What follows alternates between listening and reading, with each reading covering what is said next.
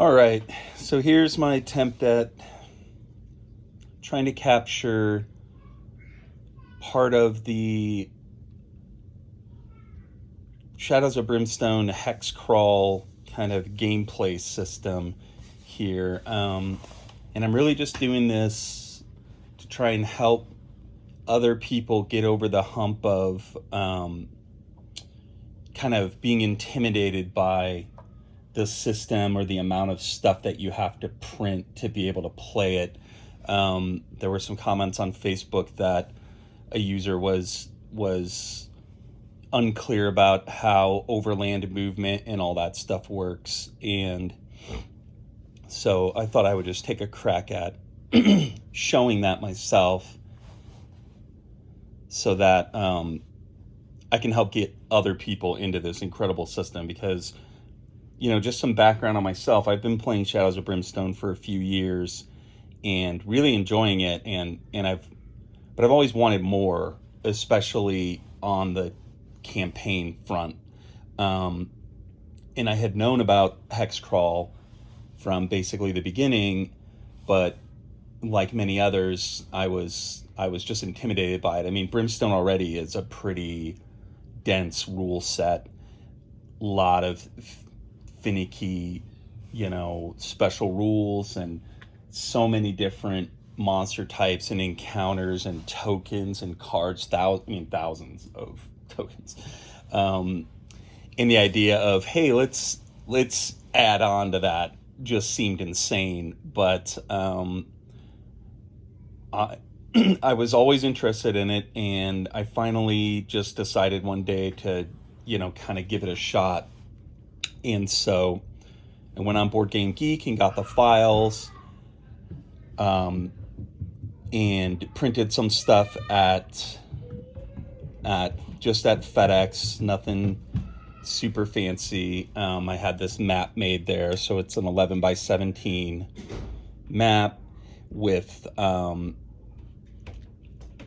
just laminated. I had them laminate it so that you can write on it with a dry erase. And I'm using this little token from this is actually from Tiny Epic Westerns, which I never played. I bought it, like many other Kickstarters I own. I bought it and never actually played it, but I cannibalized some of the pieces for Shadows of Brimstone a while back, and this is one of them.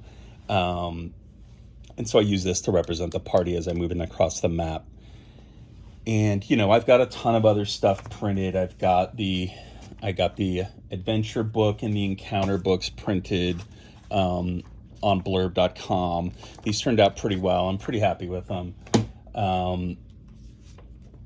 I got, what else? Yeah, so I made up a bunch of little binders and stuff. This is just the kind of reference guide to Hexcrawl that I had printed and laminated again at FedEx. I mean, I'm not going to lie, I spent quite a bit of money having stuff, professionally printed, but I'm just not, I want a premium experience, and so you could print all this on your home printer and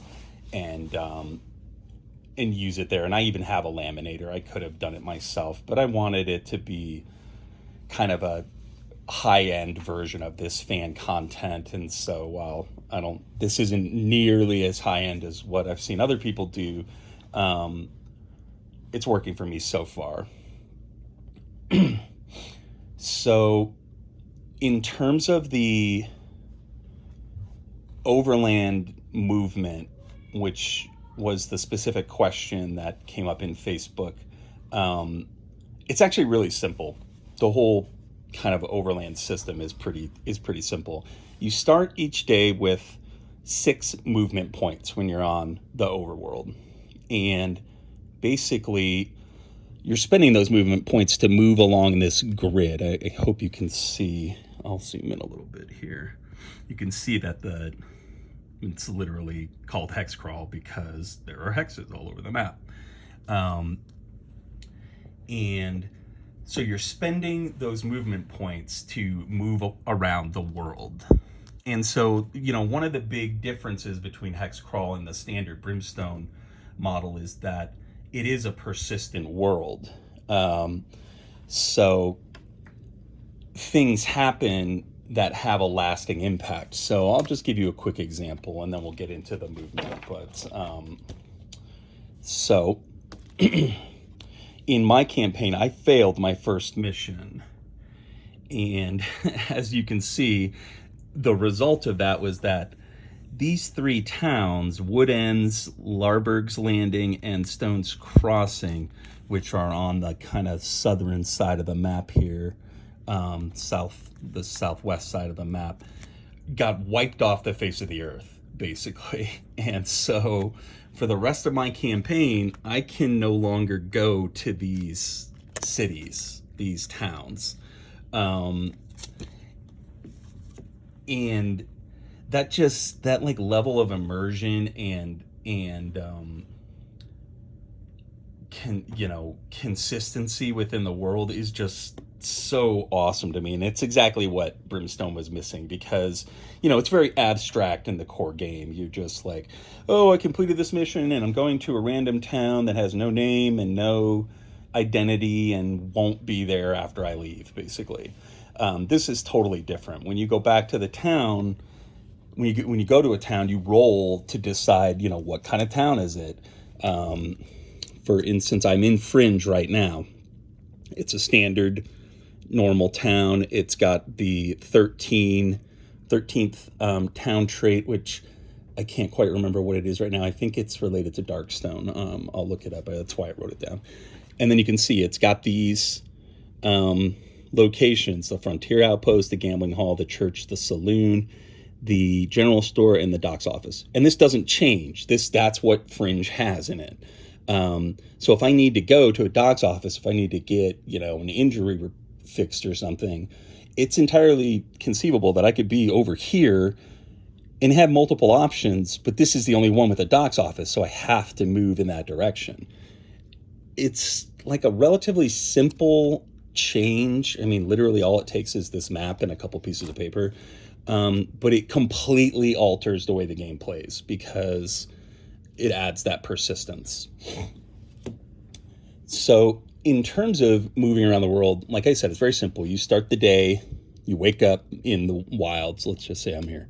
And you start with 6 movement points every day. And all you do is you roll a D8 and you're just trying to see if you get a 1, basically. If you don't get a 1, nothing happens. I got a 3.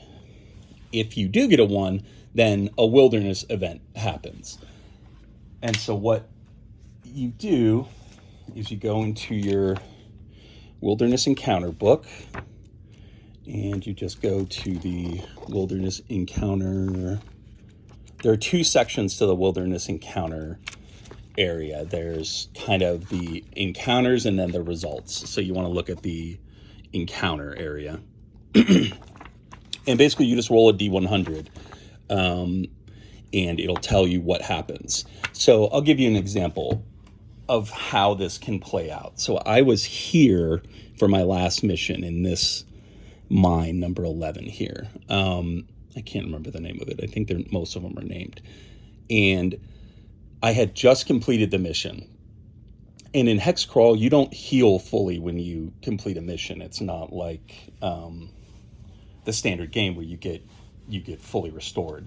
So you come out of these missions and there's still a sense of threat because you could roll on this wilderness encounter chart and run into some problems. And that's exactly what happened to me. I came out of this mine having completed the search party mission from the adventure book.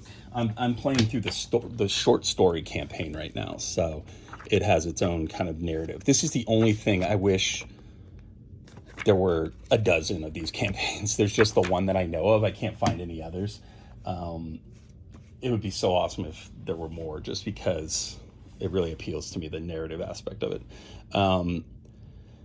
And so I come out of the mine and I roll on the wilderness event chart, and immediately I roll a 1. And rolling on in the event book, it turns out that my party was trying to cross a rope bridge. I'm up in the mountains, so this actually even makes sense, like, in terms of the world, which was just awesome. And it snapped while I was crossing it, and half of my party fell into the ravine, and the other half was left, made it to the other side. And so what happened was I immediately had to go into another mission, an escape mission, where half the party started on a crossway hex in the dungeon, and the other half, I only have two people, so I got split in half basically. The other half started on the mine entrance, and you're trying to link back up. So you're going through the dungeon, and you're looking for you're exploring and trying to find your party. And it was just, it was incredible, because that could never happen in the standard game. And it added a real sense of threat, because again, I wasn't ready to go into another mission. I'm just trying to get back to town, to turn in the mission that I already had, buy more stuff, get more bandages, whatever. My gunslinger still has his crappy regular pistol. And he was alone. My party was split in half. So it was very dangerous, very cool. And that's the kind of thing that can happen through those wilderness encounters. But if you don't roll a 1, then all you're doing is you're just moving around. So basically you've got 3 different types of hexes here. You've got easy terrain, and I'm not a master of Hexcrawl. This is my first playthrough, so terminology and rules even, I might not get great. This is just to try and give people a broad idea of, like, this thing isn't that hard to kind of run. You've got 3 different types of terrain. Basically, you've got easy terrain, stuff like train tracks. You've got regular terrain or medium terrain, which is just basically blank spots. And then you've got hard terrain, which is like, mountains and probably the forest too. And each one costs a different number of movement points. So you start the day with 6 movement points, and then you just spend them to move. So here I'm on this grid, and I go, okay, I'm gonna move here. That's 1, 2, because I'm moving into a medium terrain spot. Medium terrain costs 2 movement points. Difficult terrain costs 3. Easy terrain costs 1. So I move here, 1, 2. I move here, 3, 4, 5, 6. And that's the end of the day. If you don't have any movement points left, then you just start the next day. You roll your D8 again. What do you get? I got an 8. Nothing happened. And then you just do the same thing. Boop, boop, boop. The mission that I was on was really cool, though, because it was a search party mission, and the guy ended up being dead when I found him. And so I had to take his body back to the town. And what that meant was that my movement was knocked down from 6 points per day to 3. So that, again, that added threat to the whole thing, and a sense of kind of danger, because what that means is that I'm rolling on these wilderness events twice as often. And so that's basically how the overworld works in the game. It's pretty simple and elegant. There's not a whole lot to remember. You have all these different abilities that you can do on the overworld, based off of your hero class, which again is amazing. Like, you could be, let me zoom back out here. Yeah, so if you're tribal, you get the spirit guide ability, which allows you to re-roll for your wilderness encounter. I should have remembered, because I'm actually playing as an Indian scout, so I could have done this when I got stuck in that escape mission, and I did not remember that, so that's my bad. But each class, each keyword has its own special abilities, and you have like a set of general things you can do too. You can move, you can camp, you can press on and try to kind of force yourself forward.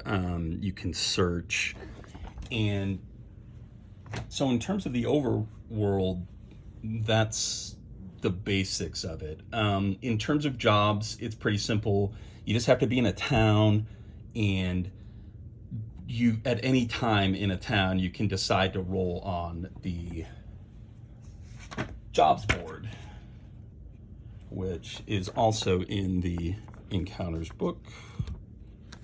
And you can see here, and it lays out all the rules. It's very simple. Basically, you just go into town, you roll. I think is it a D100 or D36?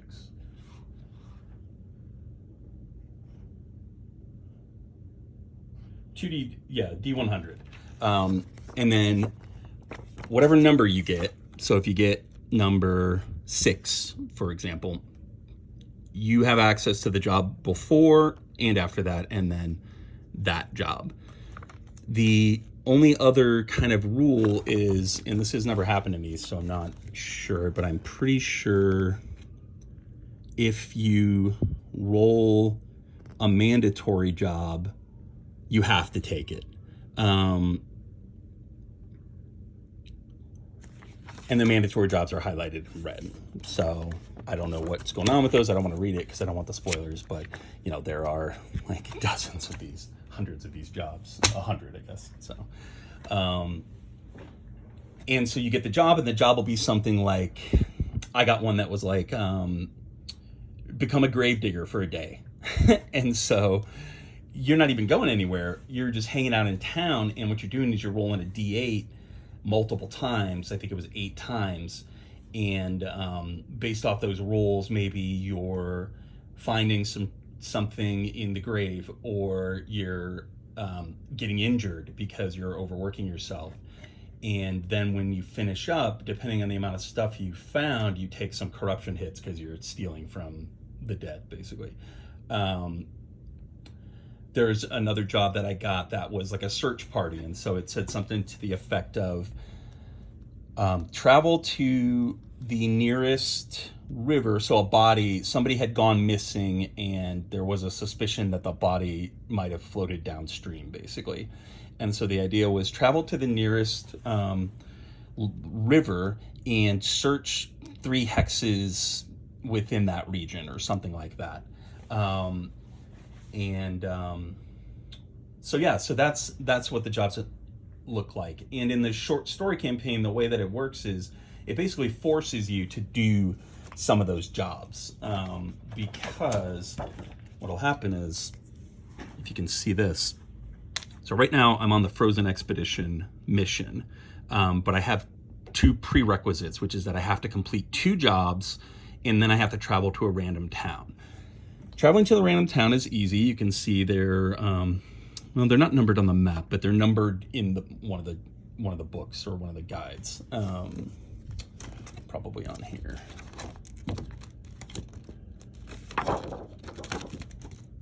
Yeah, you can see here D20.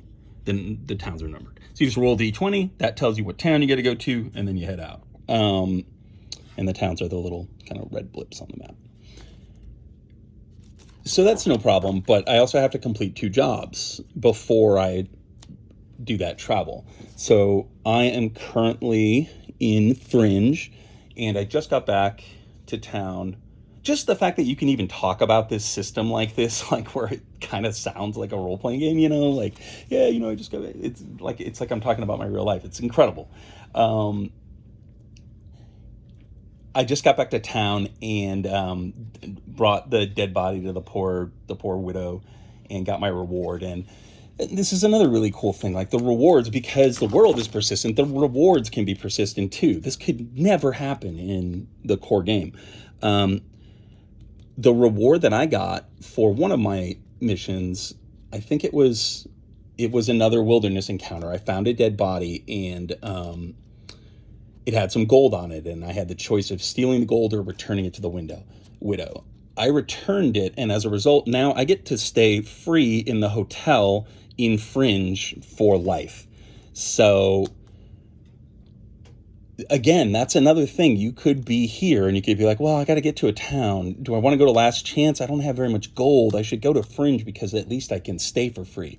Like, it can completely, your decision making is totally altered by these factors that have to be kind of figured in. that were generated through the campaign. It's just really cool.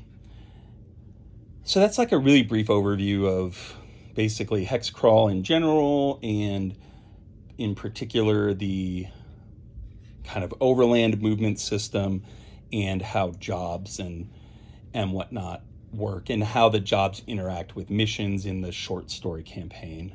Sorry if this is a little rough. I am not a YouTuber. I will show you my incredibly embarrassing rig that I made for this. So I got my children a giant Connect 4 set for Christmas, and we've been playing it kind of all the time. And so what I did was I just stuck my camera into this thing to get it, to where I could have a stationary camera. So this is not professionally made. I'm not a YouTuber. I'm just somebody who was trying to get people into Hexcrawl because it's freaking awesome. And it just totally transforms the game from being very good to being, I don't think there's a competitor. Like, I have the original Warhammer Quest. I have like a mint edition copy of everything except for the box, basically. I spent years hunting that down before I ever even heard of Brimstone. I wish I had heard of this first. And I've played that and played parts of the campaign of that, and I still don't think it's comparable, really. The world building that happens within the Hexcrawl system is just kind of unparalleled. So really cool stuff, and really gives you a reason, which maybe not such a good thing, really gives you a reason to keep collecting. If you can see over there in that corner, there's a giant pile of unopened mission expansions and bosses and big box expansions and stuff, because, as anybody who collects Brimstone knows, this stuff is very kind of additive. The more of it you get, the more rich and interesting the experience. And with the Hexcrawl, that just becomes even more apparent. And so I just keep buying this stuff. It's dropping like $1,000 in the pledge manager for Brimstone Adventures, and yeah, but I'm having a great time with it. And honestly, I've just started. You can see I have quite a few games, and many more than that, but I've just realized that this game is kind of the one that I was looking for, and so I've just started liquidating a lot of these other games, and or trying to, at least. So yep, that's me rambling about Hexcrawl for 20 minutes. Hope this is helpful in some way. Have a good one.